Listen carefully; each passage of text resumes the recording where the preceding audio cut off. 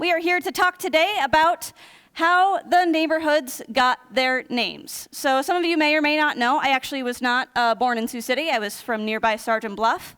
But when I moved here and I started working at the museum, I didn't really know what people were talking about when they said, like, oh, I live in the Greenville area, or I'm up near the Heights. I didn't know what any of that meant. And so Tom had done this neat talk of how the streets got their names.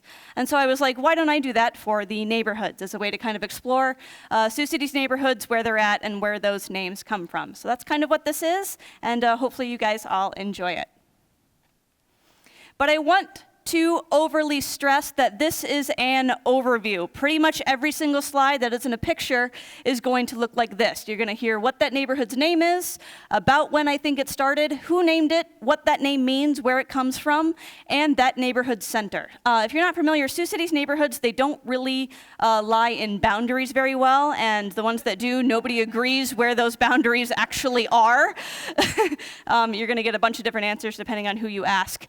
So I instead talk about neighborhood centers. What is unifying this neighborhood? What is bringing people out there, causing them to build houses, and what makes a neighborhood shine? And so I'll talk about centers instead. And that's it.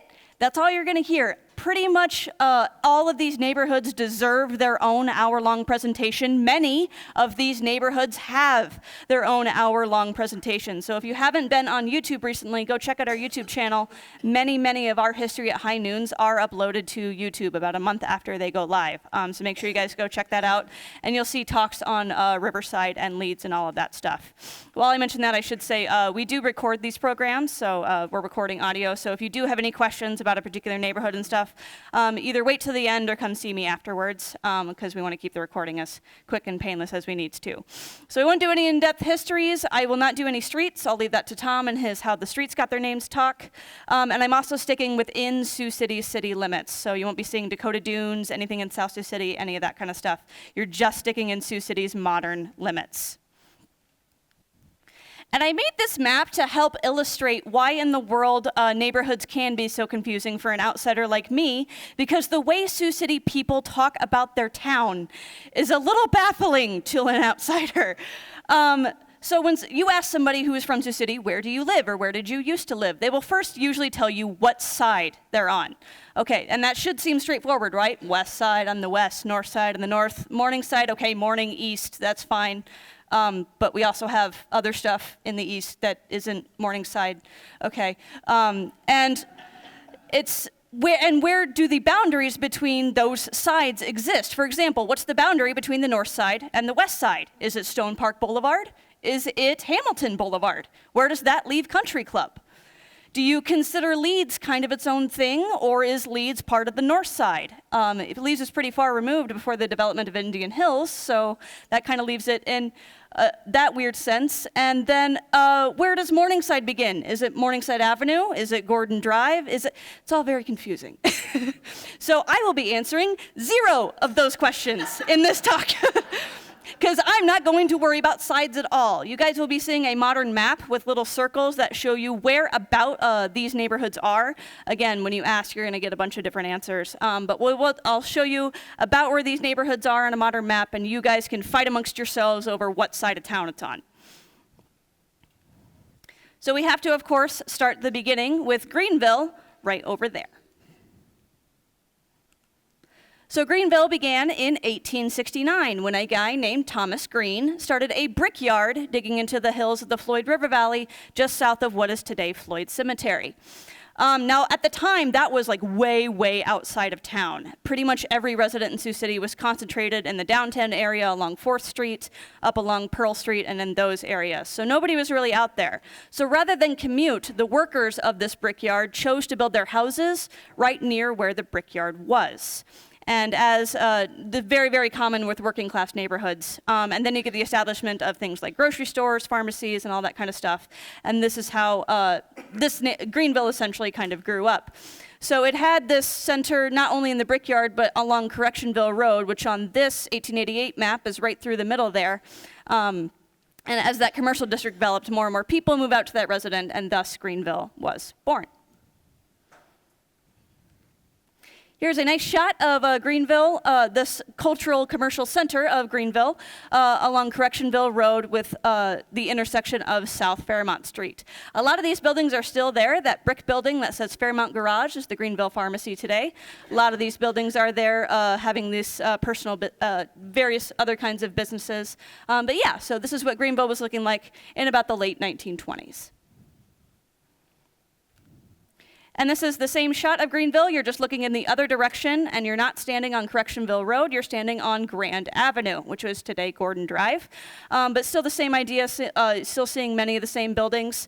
As Highway 20 has developed, the area of Greenville has changed. Some people consider Greenville to end at Gordon Drive, where some people think that it continues on past Gordon Drive over to the Fairmont Park area. Again, you can find amongst yourselves what that is. But the center of area of Greenville is this little commercial district right along Correctionville Road there. Moving a little bit closer to downtown with Prospect Hill. So Prospect Hill grew up in about the late 1860s as Sioux City's first kind of high-end district. And I love talking about Prospect Hill because there's a legend surrounding its name. So according to legend, a teacher named Miss Emma Andrews, who worked at the Sioux City High School back when it was at over 4th and Jackson, needed a fundraiser to put a bell in the bell tower of that high school. So she contacted Charlie Collins, who was editor of the Sioux City Times, and said, hey, my students will sell your papers if we can get a cut of the profits. And he's like, great, we'll make a special edition. However, you should write an editorial for that particular newspaper. And so in that editorial, Miss Emma Andrews told the story about how when she was a little girl growing up in early Sioux City, she had heard that people were bearing brass filings into the big hill on the west side of town, and digging those brass filings up and running around town telling everybody they had found gold right here in Sioux City. And she's quoted in the editorial as saying, don't know why Prospect Hill wouldn't be a good name for that hill. The name stuck, and that is how Prospect Hill, according to Miss Emma Andrews, got its name. So this is the hill overlooking what is today the Veterans Memorial Bridge. Its center, there was once a park called Prospect Terrace Park right on top there. The monument, the Prospect Monument, sits up there now. But there was a little park and a beer garden, and so that's what I consider Prospect Hill's center. And I again emphasize, Prospect Hill was one of Sioux City's first high-class residential districts. Working class and industrial communities tend to live right near where they work, so we saw that with Greenville. If you're rich, you build on a hill out of the floodplain, and you build a big house that isn't in danger of the floodwaters. So Judge Zuver, who's a district court attorney, he lived up there, and there were all kinds of these houses like you can see here in this view from the 1889 Corn Palace. And this is, so you've actually climbed on top of the KSCJ radio tower, which is still on Prospect Hill, and this photographer is looking out kind of towards the northwest. Here you can see St. Boniface and the old Cook Park in the background in the 1940s.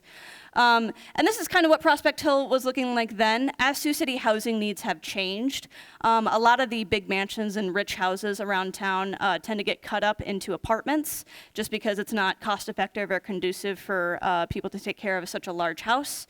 And so they get cut up into apartments. And so Prospect Hill is beginning to go that way in the 1940s, and that's much more of what it is today. But it has its roots in this very high-class neighborhood. More central to downtown, Hell's Half Acre. So Hell's Half Acre was a little district right next to the steamboat levee down along Pearl Street. It was actually centered on a street that doesn't exist anymore called Elm Street.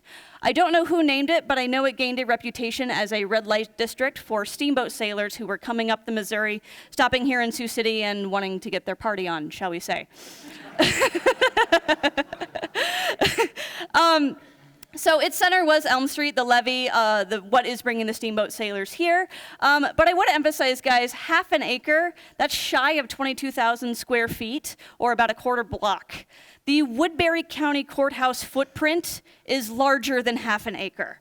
So this is not some like major, huge, massive district where all of the seedy stuff is going on. We are talking a handful of houses that have been converted into bars and other things. So it's not this like huge red light district that papers would like you to believe. And this is a top-down view of Looking towards Prospect Hill, this is a view of Hellsap Acre. So here you can see these houses here. Those D's, they say stand for dwellings, domiciles. And so yeah, these are houses or shacks that happen to have bars or hotel rooms and stuff in them. It's not like this huge red light district. Sioux City had one of those. We'll get to that here in a little bit. But staying pretty close to what is today downtown, Sioux City's Dublin, growing up in the 1870s. So as you might expect, Dublin, or Little Dublin, was a concentration of Irish immigrant families going on along 6th Street. I don't know who exactly named it. I got the name from Grace McCarty, who is kind of our unofficial Irish historian. She wrote many manuscripts and such on Sioux City's Irish community here, and she called this area Sioux City's Dublin, or Little Dublin.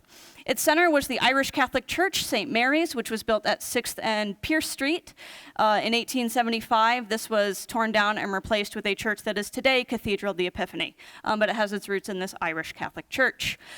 Grace McCarty's dad, Lawrence McCarty, had a grocery store right at 6th and Pearl Street, so that was another easy center there, nice place for the Irish to get their groceries.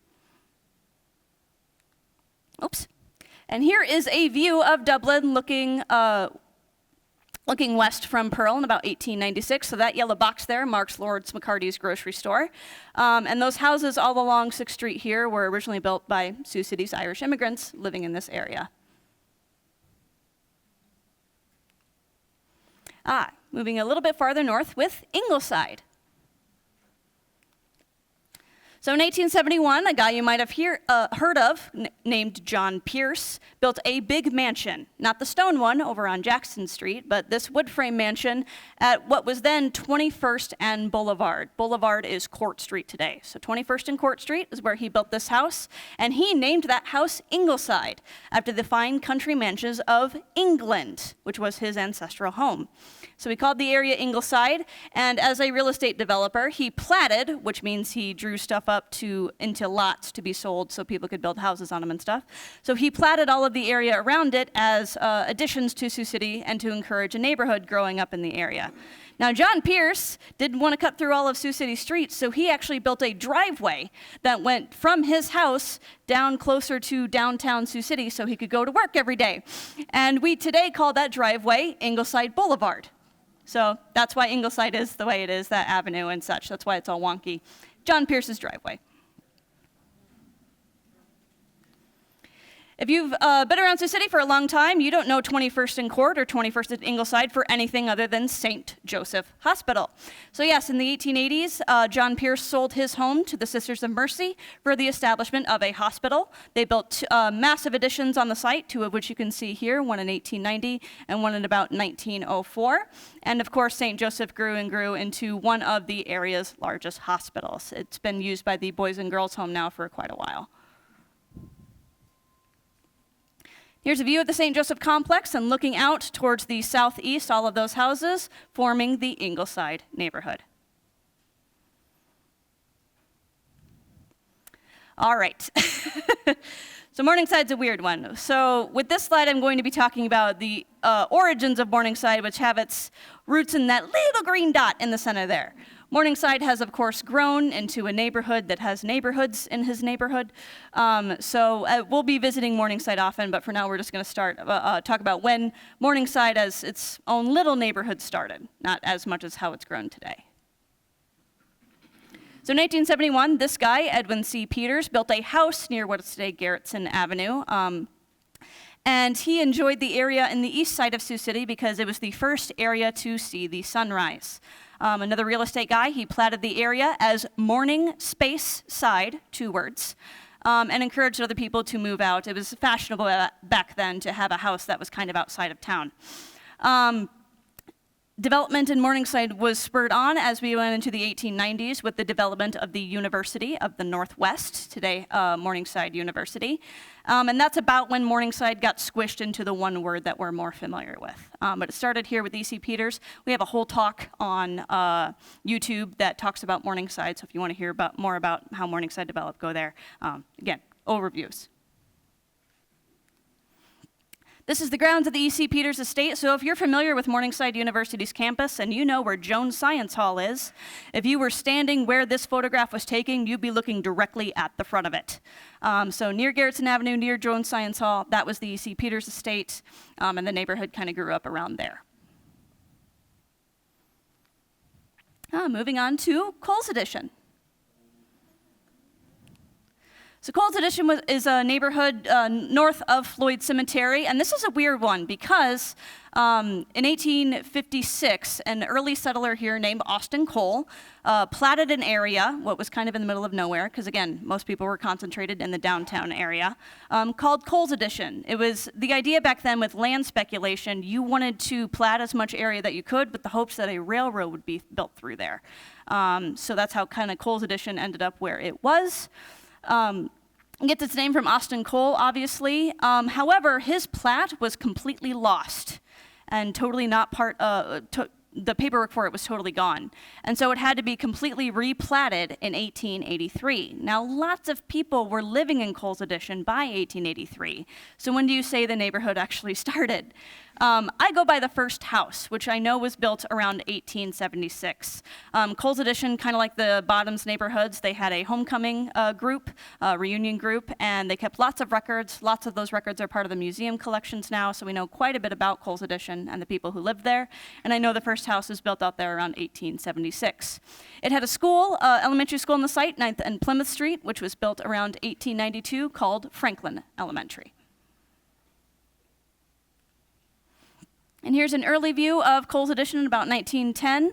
So this is the Johnson family, and this is their general store, and I would assume their house. You could see Franklin School back there, and this dirt track right here is essentially Lewis Boulevard today. So going up past Floyd Cemetery, all of those houses on the, to the north of it, Coles Addition. And this is pretty much that same view. In fact, I'm 98% sure that's the same house that you saw in that other image. But this is that same view up Lewis Boulevard today, just to kind of help orient you. Terminal Grain, the Casey's on Lewis Boulevard is around this area, so if you know where that is, that's the Coles Addition neighborhood. All right, so that red light district that I alluded to earlier with Hell's Half Acre, the Soudan. We'll talk about that now.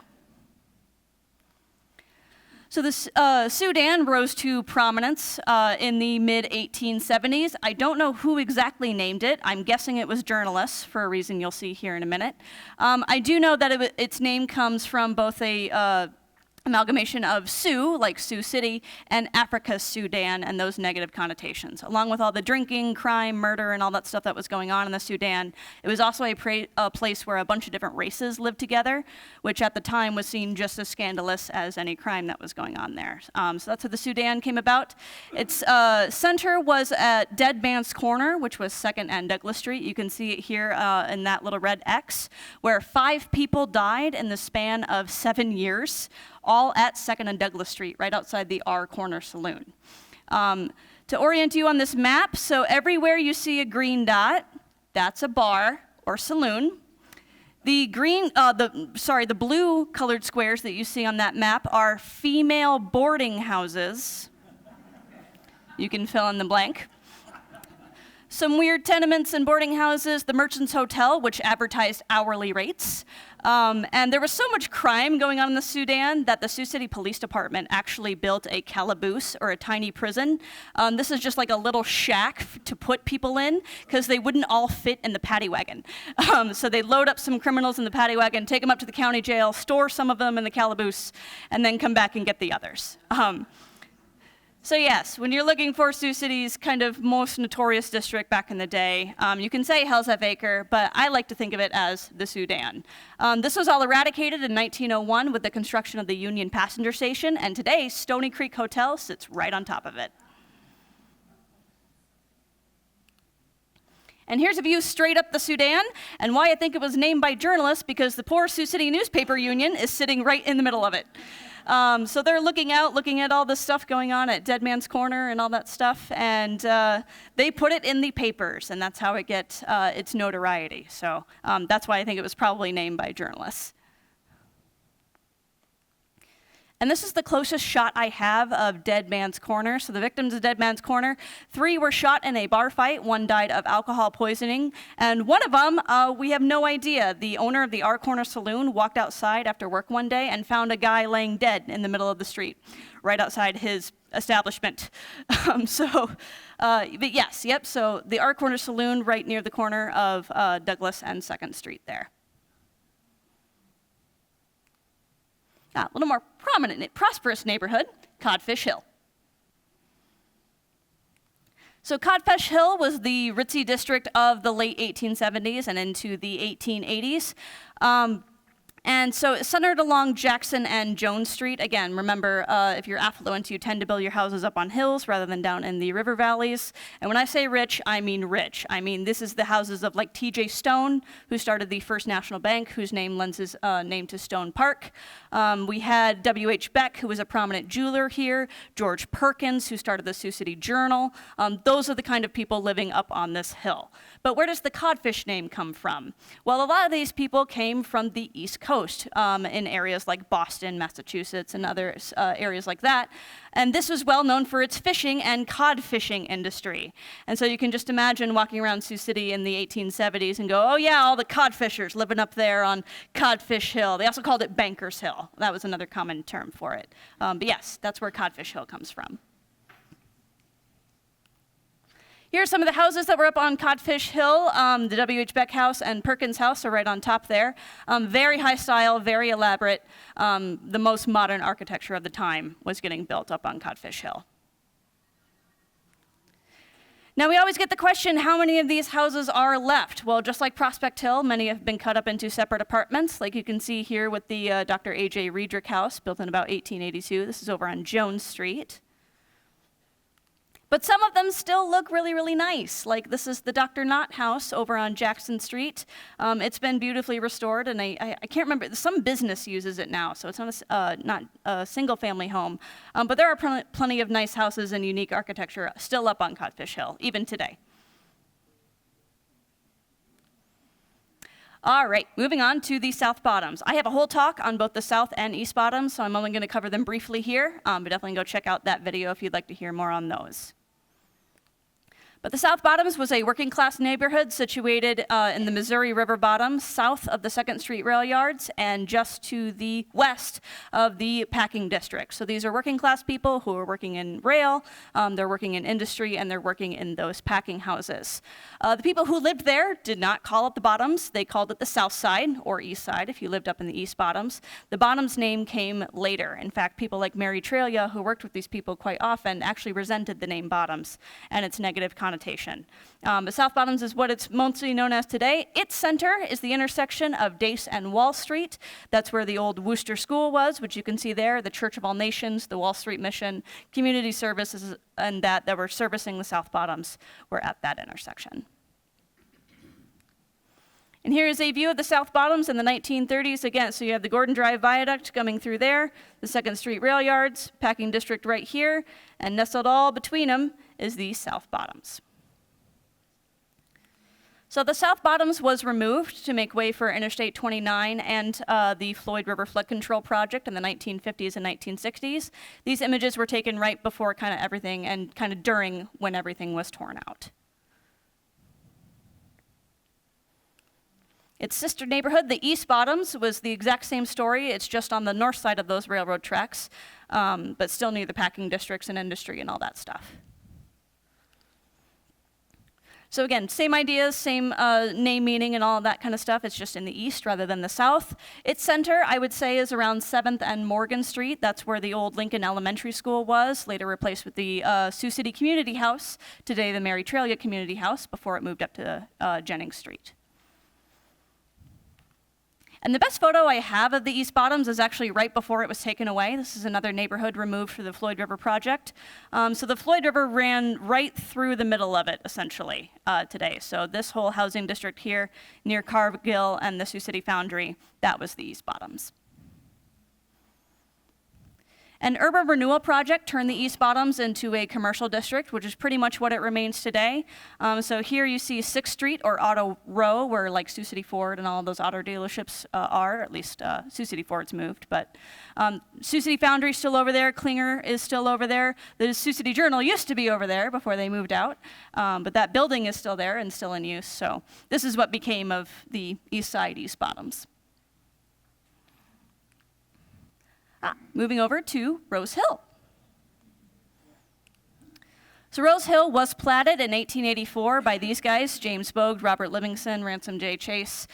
They wanted a neighborhood that was white collar, but not as rich as like Codfish Hill or the upper parts of Jackson Street and Pierce's Addition where they were living.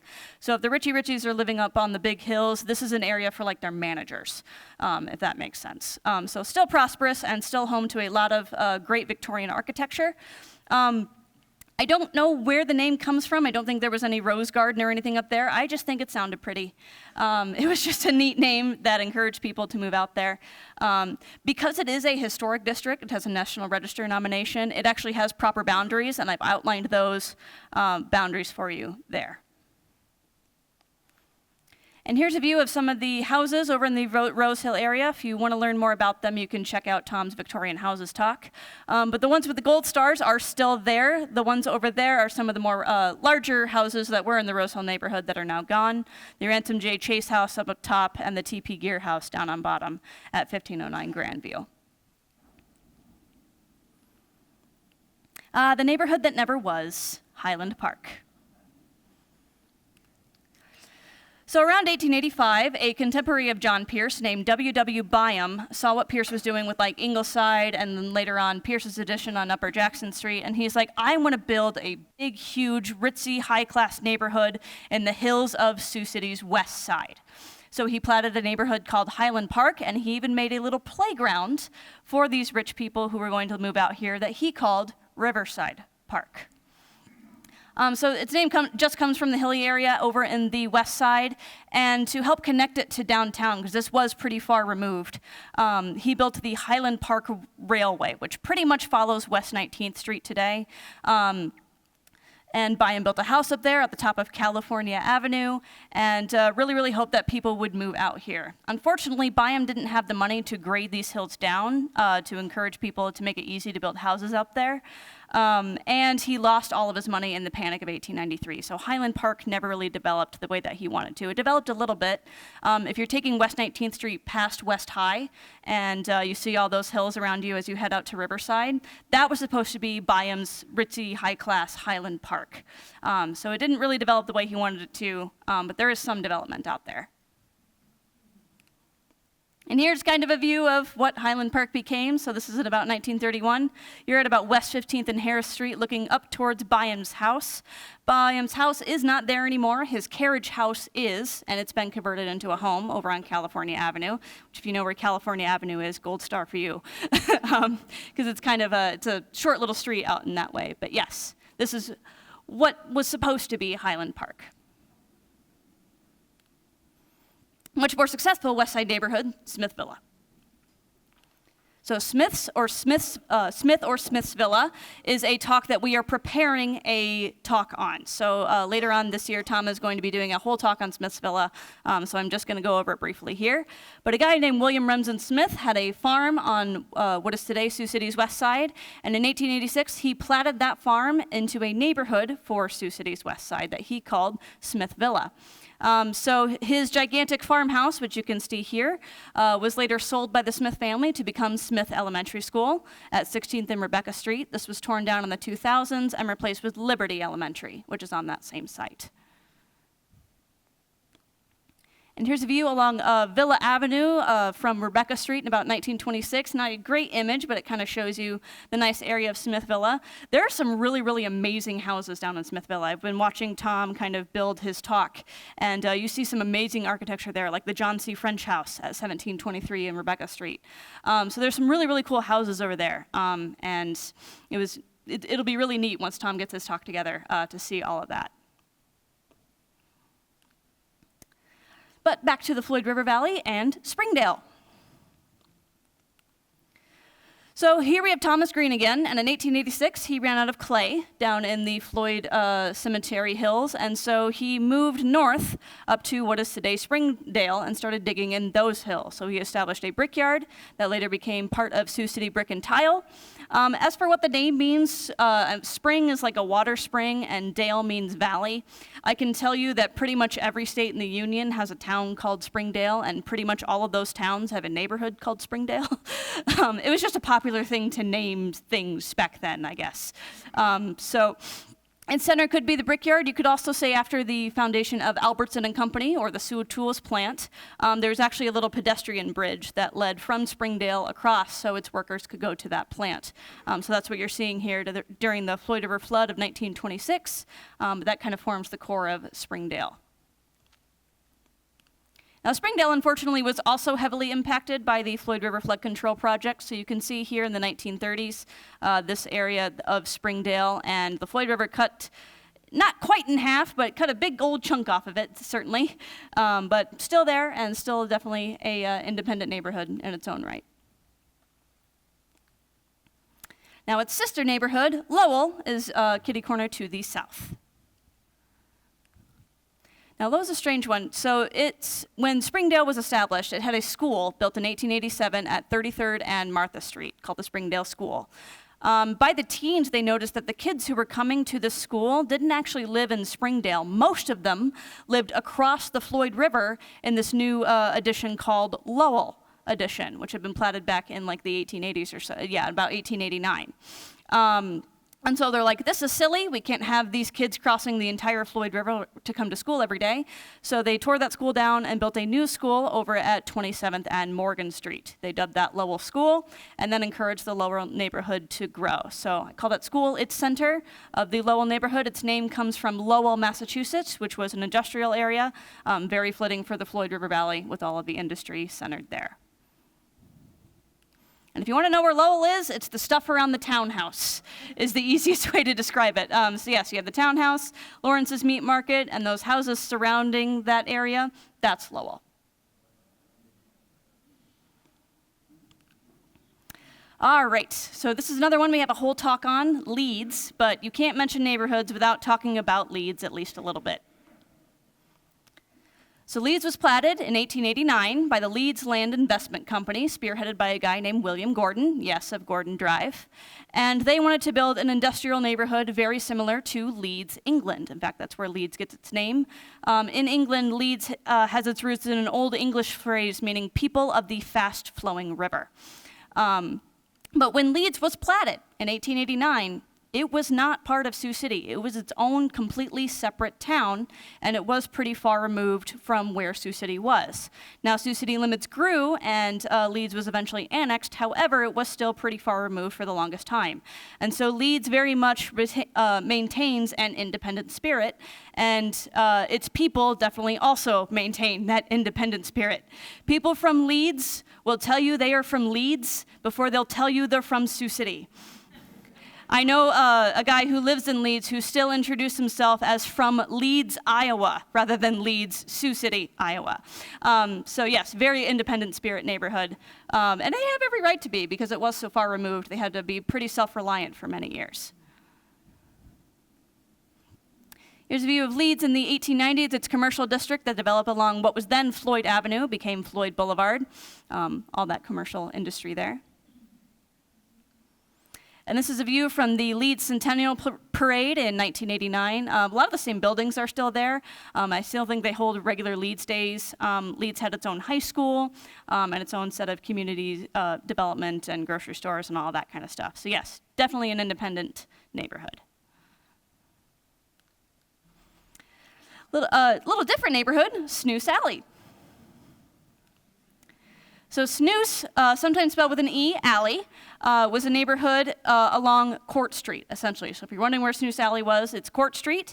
This is where a lot of Sioux City's Scandinavian immigrants settled. So like we had the Irish over in Dublin, the Scandinavians were living here on Court Street. And you had the Swedish Mission Church, Sam Krummen's grocery store was a Swedish grocery store there. You actually had the Svenska Monitoren that was published in that block as well, where Diving Elk is today, in that Krummen block. That was Sioux City's longest running foreign language newspaper. It was published in Swedish. You even had the Court Street Gang, which was a group of kids who grew up along Snoos Alley and caused all kind of mischief and stuff. So yeah, they even had kind of their own a group there. Snoos is a Nordic word meaning powdered snuff tobacco, and I'm assuming the people who were living there didn't call it Snoos Alley, but they might have, you don't know, just like here, steer into the skid, right? But that's what Snoos means, Snoos Alley area along Court Street. Some other Scandinavian facilities along Snoos Alley. Here you have the Nels Anderson Double House. And of course, Augustana Swedish Lutheran Church is what it was originally. Today, just Augustana Lutheran Church, but it still sits at 600 Court Street, serving the community. All right, back to Morningside with Peters Park. So as Peters' neighborhood of Morningside developed and after the college got established, around 1890, we get some of the high-class citizens moving out to Morningside. And I mean high class. These are people like A.S. Garrison, arguably the richest Sioux Cityan to have ever lived. He built his mansion near this Peters Park area. Now, Peters Park was actually a park. It was a park straight down the middle of Morningside Avenue. Morningside went either way around it. It has today moved to be behind the Morningside Public Library just for ease of traffic, but it used to be right in the middle of Morningside Avenue. So that's where this neighborhood gets its name. And the commercial district that serviced the neighborhood grew up around the intersection of Morningside Avenue, Transit Avenue, and South St. Albans Street. So this is A.S. Garrison's mansion's front yard. He has a fountain in his front yard, because of course he does. And you're looking out at his neighbors, and again, some of Sioux City's big movers and shakers. The James Jackson home, later the Andy Jackson home, owner of Sioux City's first general store. August Wilson, he was a judge, and if you've heard of Pelletier's department store, major department store in downtown, rival to Martin's and Davidson's, its owner lived right here also in Peters Park. Peters Park was connected to downtown by the elevated railroad, and people like A.S. Garrison were helping finance that elevated railroad connecting Peters Park to the areas in downtown, so that's the railway that you see going through right there. And it still kind of retains its own commercial flair, its own unique flair as Morningside. I believe the East High School still does their homecoming parade right down this intersection. The Morningside Days Parade is still held there. A.S. Garrison's house actually served as the Morningside Public Library for many years until the 1970s when it was replaced with the modern Morningside Library. But yeah, this is the Peters Park area. Jaunting over to Riverside, pretty much as far away from Morningside as you can get. So Riverside's another one we have a whole talk on, so I'll just do a brief overview here. But around 1890, these two guys, Charles Hoyt and John Hornick, helped finance a brickyard out in Riverside, which would become the largest works of Sioux City brick and tile, at least at the time. Other industries popped over there, like the Sioux City Vinegar and Pickling Works, and those people who worked in those industries built their homes right around those factories. So that's how Riverside came about. It actually gets its name from Riverside Park. Remember, Riverside Park had existed back in the Highland Park days, and of course from the Big Sioux River and the bump it takes, just a natural place to form a neighborhood there. Here's a view of Riverside. The brickyard is actually underneath this hill right there, but here is Riverside Boulevard going out towards Military Road there. And this is a view of Military Road, looking where it curves off into Riverside, Sacred Heart Church in the background there. And these commercial buildings, a lot of which are still there, help service the Riverside neighborhood. So those were all built as part of Riverside. Staying on the west side with Crescent Park. So this one was so hard to research. I remember looking through Crescent Park, looking through our files, and I'm like, why in the world do they call it Crescent Park? You know, does somebody really like the moon or something? What in the world does Crescent Park mean? And then I started looking at maps, and I saw that right near Crescent Park, Perry Creek makes a big crescent bend right north of what was built as Evans Driving Park, which is today Center Street Park. And so that's where I think the crescent in Crescent Park comes from, is that crescent bend. That was removed in 1930 with the various projects that have gone on in Perry Creek, but I'm pretty sure that's where Crescent Park gets its name. It was spearheaded development by James Peavy, who ran Sioux City's transit lines, and Fred T. Evans, who established Evans Driving Park, one of our earliest sporting complexes here in Sioux City. And later on, a kind of small commercial district built up around Myrtle Street. That's where the school is, various churches. I think there's a Dollar General there today. I'm sure that was built as something else, but that's kind of the center of Crescent Park. There's a view of Crescent Park School, built in 1920. It wasn't torn down, it's still there. It was going to get turned into apartments. I'm not sure kind of what they're gonna do with it now. The Crescent Park School is still there. If you wanna call the center Headington Park, you can certainly do that as well. That's over by Briar Cliff at West 30th and Isabella. So that's a fair argument for a center too.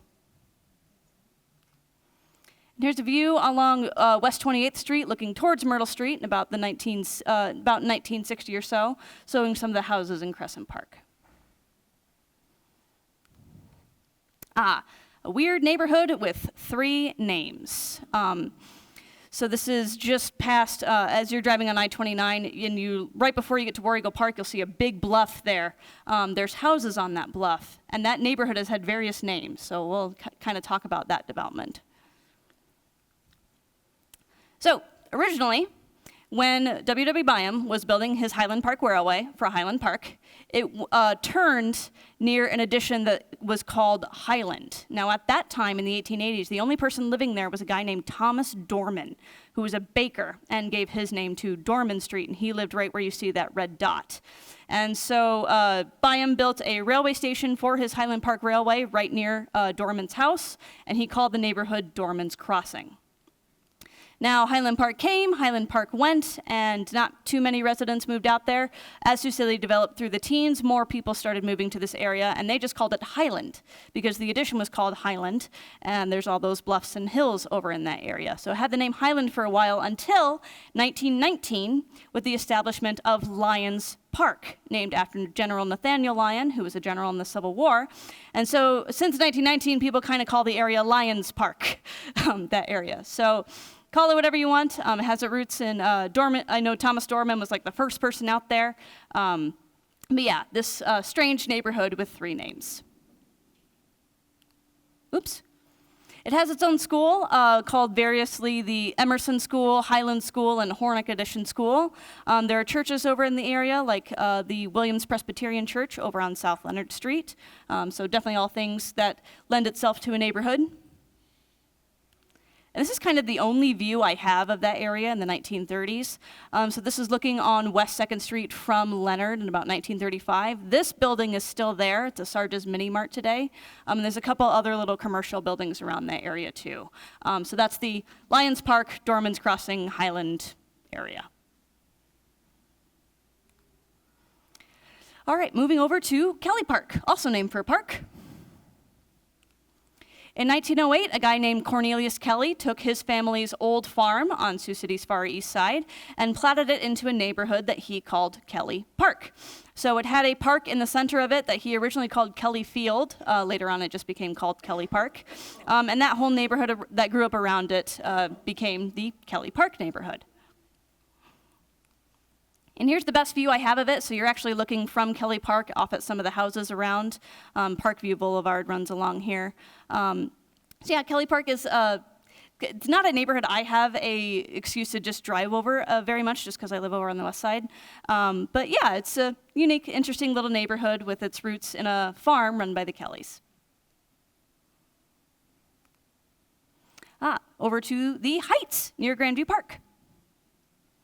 So we do walking tours of this neighborhood quite frequently. The Heights gets its name from the Heights Association, who platted the area in 1913. That was spearheaded by guys like Byron Kingsbury and Oregon Dean. Named the Heights for the high hills to the west of Grandview Park. As you drive through there, you see all of those hills along Solway Street. You could call Grandview Park its center, since that's why it is where it is. It's nice to build right next to parks. But you could also call East and West Solway that form the circle around the neighborhood the Heights as well. This is another high-end neighborhood. A lot of really, really cool architecture out here, which is why we do walking tours of it. Here you can see the Howard Martin House and the H.H. Everest House. Those are 2 of the examples of some cool houses out that area. And I had to show this picture because I just discovered this making this talk. So this is an image, negative that we have from 1918 that is actually the construction of West Junior High School. However, I looked way, way in the background and I'm like, what in the world am I looking at? So this is obviously Grandview Park because I can see the reservoirs right there, but what is this squiggly stuff? And I zoomed in. So to help promote the Heights in 1918, because not too many people were living there yet, they carved a like Hollywood sign into the side of the hill that said, "This is where the Heights is. You should come live over here." I'm just like, oh my gosh, I can't believe that. So the things you see when you zoom in really close to negatives. Now up to Country Club, established 1919. So Country Club was platted in 1919 by a guy named Frank Buckwalter, and it seems obvious that he would name the area after the Sioux City Country Club, which had been up there since 1909. It had its grounds there.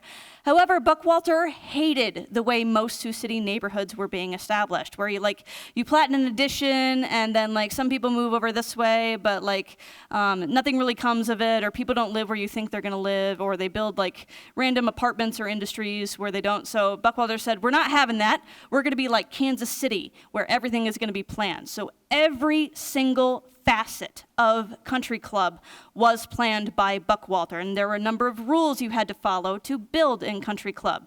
You could not build any commercial buildings. You could not build any multifamily or apartment dwellings. Your house had to be so many feet away from the lot line on either side. Your house had to be so many square feet. He also had very strict rules about what racial and ethnic background property owners could have in Country Club, because it was 1919 and you could do that. So yes, that's how Country Club developed, and you can see here platted some big lots, some smaller lots as you get to the south. He wanted it to kind of be a place where you could have a lot of yard if you wanted to, but a smaller yard, but your yard had to be exactly so big depending on what lot you had. So yes, very, very strict rules for how Country Club was going to be established, and of course Country Club Boulevard forms its center. And here's an early view I have of Country Club in about 1925. So this is Manor Circle going through right here in 45th Street, and Country Club Boulevard goes right through the back there. You can see some houses getting established, all adhering to Buckwalter's rules. Pretty close to there, just a little bit farther south, we go to Sunset View. So Sunset View is platted in 1923 by the Davison Brothers, the Davison Brothers Realty Company, and they, of course, named it for the hills overlooking the west side, where you can see the sunset rather than sunrise in Morningside. Super cute, right? Its center was Lincoln Elementary School, which is closed now, though the building is still there. However, I mentioned Sunset View. You could argue Stone Park Boulevard is its center too, by the way. But I mentioned Sunset View because it lent its name to two pretty important establishments in this area: Sunset Golf Course, and later on, after 1960, Sunset Plaza Shopping Center. So Sunset Plaza takes its name not just from the west side, but from Sunset View, a neighborhood that was established about 40 years earlier. And here's a view looking right up Stone Park Boulevard, rather, going up towards the hospitals here. And all of these houses along Dearborn, Sunset Circle, those form Sunset View. And this is a later view after Sunset Plaza was established. So this street running through the middle right here, that is Ridgeview. That developed a lot later. You can tell because all of the houses are ranch houses, whereas the houses on the other side tend to have garages in the back rather than the big sprawling ranches. So Ridgeview developed much later, though you could still definitely argue it's part of the Sunset View neighborhood. But here today, Sunset Plaza, today the Marketplace Shopping Center and the Plaza Professional Center. All right, I do not mean to offend anybody when I say this. This is just what it's called, Polack Hill. So Polack Hill started in 1924 when the St. Francis Polish Catholic Church moved out of the Bottoms and over to J Avenue. Its Polish population went with it, and people started calling the area Polack Hill. St. Casimir was up here too, but Lithuanian Hill doesn't sound as cool. But I say Polack with some trepidation. Now, when this neighborhood was established, the word Polack was just Polish for someone from Poland. It had no negative connotation. It was just how you describe somebody who was originally from Poland. After World War II and the surges of Polish immigration that came through, Polack in certain areas and to certain ears is almost a bit of a slur. So again, if you're listening to this, I'm not meaning any offense. This is what we've called it. This is what everybody calls it. It's just because the Polish Catholic Church was there. So here you're looking at the WPA grading part of Polack Hill. So this is Half Moon Lake, where Pulaski Park is today. Pulaski actually gets its name from the fact that there was a Polish neighborhood right near it, so that's why Pulaski Park is called Pulaski Park. But here you have St. Francis Church and the houses all building up around here on Polack Hill. All right, the one of two post-war neighborhoods I will talk about. So after World War II, names stopped having kind of cool meanings, and developers just kind of pick names out of a hat that sound pretty. But I will talk about two of these post-war neighborhoods simply because I think their stories and where they come from is a little neat. So Sunnyside, I'm mainly going to talk about because its story is neat. So it was developed by Fred Davenport Jr. in 1954. However, Sunnyside is a weird one because it pulls a Coles edition. Sunnyside Edition has been part of Sioux City maps going back to the 1880s. And you could see this idea of whoever platted it would have these large lots. You almost wanted farmsteads out in this area because at the time Sunnyside was so far removed from where this central Sioux City was. But not a ton went out there. Nobody moved out there, nobody lived out there. There wasn't a great transit system connecting the area. Randomly in 1922, you have this house getting built by H.K. Hansen that they today called Sunnyside Manor. And it still retains a lot of its original lot line. The lot it's on is huge, even though the house itself isn't that big. But yes, so you have that house out there, but pretty much nothing else until 1954 when Fred Davenport redeveloped the whole area. And you get the establishment of Sunnyside Elementary in 1960 and more housing after that. So Sunnyside's a weird one, really more of a post-war neighborhood, but it has its roots much earlier. And here's a view looking on South Maple Street, right from Sunnyside Elementary's door in about 1961.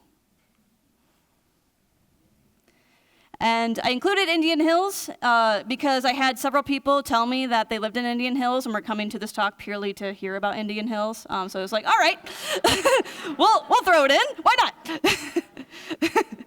Yes, so Indian Hills started development around 1958, and this was just a natural place to develop because it was right between Sioux City's north side and Leeds. It's a natural place to development since both were already so well established. So around 1958, J.P. Brennan and Ray Mitchell started drawing maps, first developing along Cheyenne Boulevard, and then the map you're seeing here is actually from the 1960s, which is like phase 2 of Indian Hills, what they called Pawnee Place Edition. I chose this map because that's when we first get the shopping center and plans for the shopping center going forward. Indian Hills Shopping Center is still up there, undergoing renovation by the Boys and Girls Home, but it once was home to grocery stores, boutiques, and all kinds of stuff that you would expect to see in a market, in a mall like that. Here's a view of that Indian Hills Shopping Center back when the old Sunshine grocery store, some of the houses forming Indian Hills area, and the old Touchstone Senior Care Center up on top of the hill there. As for why Indian Hills has the name Indian Hills, it just sounds cute. It was a cool way to there's lots of hills in that area, and with a name like Indian Hills, it allows you to kind of unify your streets together and make one unified neighborhood. That's why you have streets over there like Apache, Mojave, Cheyenne, Pawnee. It was just a neat way to unify these street names and to unify the neighborhood. There was no stories of an Indian burial or anything like that up there. It was just for appeal, like most of the post-war stuff. And Indian Hills has, of course, grown far beyond what was planned in the 50s. Here you can see development on Mojave Drive going up in about 1974, and later on Apache Drive in about 1984.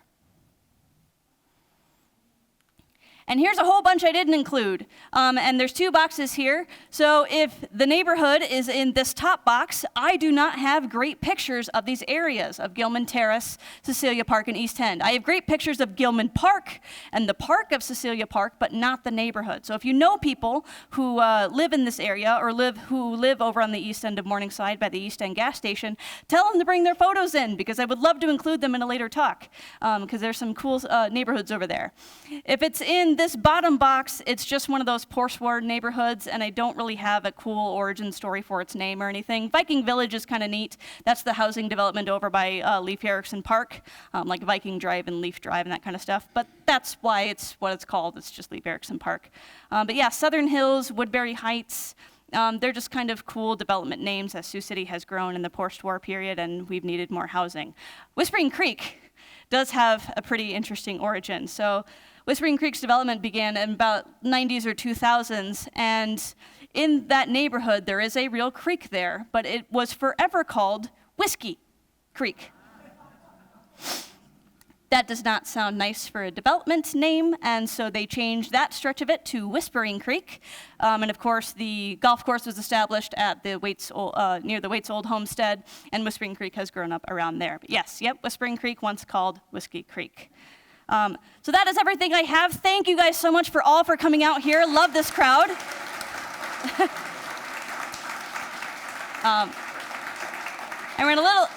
I think I ran a little over time, sorry about that, but thank you guys so much, and I'm happy to take any questions if there are.